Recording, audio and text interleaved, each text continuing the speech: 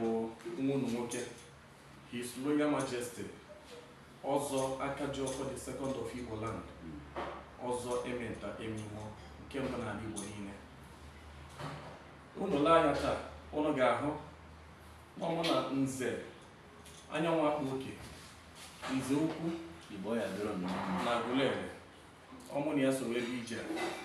Ihe a ji wee bịa ala Abuja bụ maka ya bụ ahịa akara aka anaghị eri nwa ngwụrọ.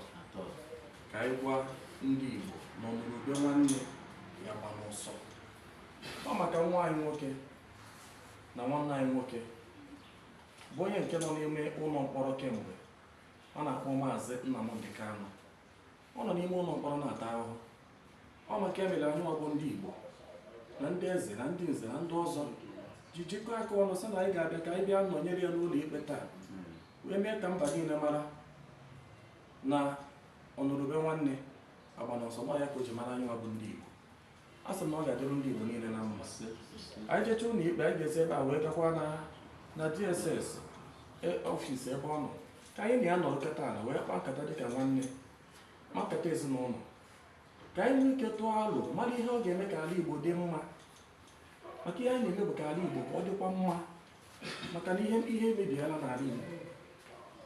Ihe dị iche iche na-emezi, mpụ na aghụghọ dị iche iche na-emezi, arụ dị iche iche na-emezi n'ala Igbo.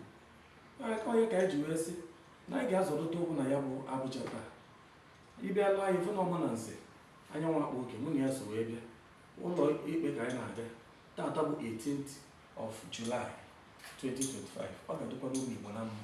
Ngwakọ ụnụ n'ọnụ nwanne anyị nwoke bụ Igbo bụ Igbo anyị kene ọnụ. Asị m ọmaka mere Igbo niile. ise Aka m bụ Nze Anyawu Akpaoke, ọnụ na-ekwuru Igbo. Taata anụnwa bụ ụbọchị akara aka. Ụnụ n'anya fụ ihe na-aga na mba efere mba ụwa na afọ na nwanne nwoke nwere ihe o mere. Etu ọ bụ na o nwere ihe o mere, ekpe n'ikpe nke izi, kpee nke ịbụ, kpee nke ịtọ, ha nche nwere nke gara n'iru. Anyị na-enejere ya na taata anụnwa na anyị atọ ya agbụ ahụ ka o nwere onwe, maka na asị o ji ihe nwata were ya aka elu, orobe iro o ewetu ya. So anyị na-ekweta data na anyị ewetu aka ahụ ji ihe ya ọtọ na nwere onwe. Ọzọ ka ibie ya bụ